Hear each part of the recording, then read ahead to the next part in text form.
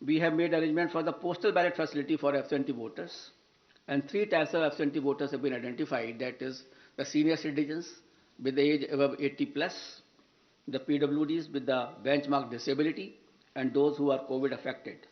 A polling team consisting of two polling officials along with a videographer and security will then go to electors' house along with the voting compartment and get the electors to vote on the postal ballot. That is just like ECI at the doorstep of the voter. Candidates will be provided a list of such electors along with route chart and a schedule so that they may send their representative accordingly. Therefore, there is absolutely transparency as far as this absentee voter is concerned.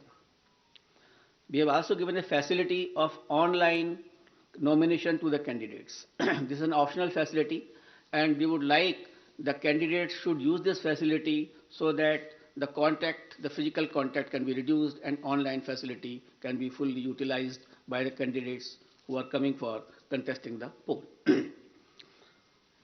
Friends, another important issue is the candidates with the criminal cases.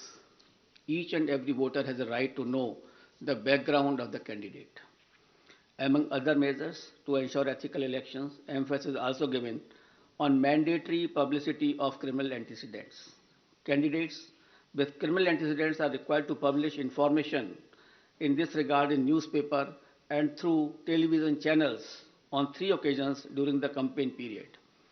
Besides this, it is also mandatory for political parties to upload on their website at the home page detailed information regarding individuals with pending criminal cases who have been selected as candidates, along with the reasons. The political party will have to give the reasons as to why this particular candidate has been selected and no candidate without any criminal antecedent was selected, and benevolity is not the criteria for the same.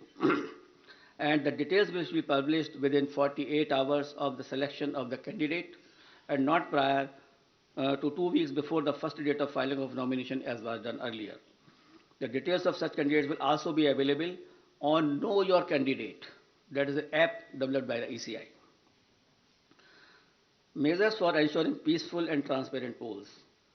All critical events will be videographed to closely monitor the proceedings on the poll day without violating the secrecy of the voting process. The Commission has directed that arrangements for webcasting shall be done in critical polling stations and all polling stations in vulnerable areas, or at least in 50% of total polling stations, including auxiliary polling stations, whichever is higher. We have seen the preparations of the officers in this regard. The officers have been guided that absolutely on objective criteria, the critical stations and the vulnerable areas should be selected. And I'm happy to say that at least more than 1 lakh polling stations across the 5 fold-pound states, which is roughly 60% of all polling stations, are covered by webcasting.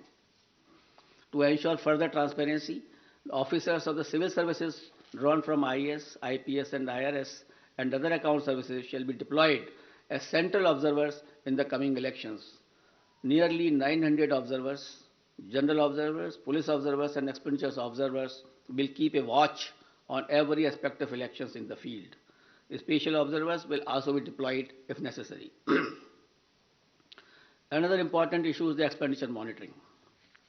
As you are all aware that only 2 days before we have increased the limit of candidates for the ensuing elections as far as the expenditure is concerned, from 28 lakh to 40 lakh. As per revised limits pertinent to these 5 elections, the limit on candidate expenditure for the state of Punjab, Uttarakhand and UP will now be rupees 40 lakh, and for Goa and Manipur it shall be rupees 28 lakhs. And this also has been increased in view of keeping the digital modes of communication and the campaigns. The Commission has zero tolerance towards abuse of money power and misuse of the government machinery, as some of the political parties have mentioned to us. Officials have been instructed to monitor expenditure-sensitive constituencies and ensure comprehensive and coordinated actions. Conducting inducement-free and ethical election is of a prime importance for the Election Commission of India.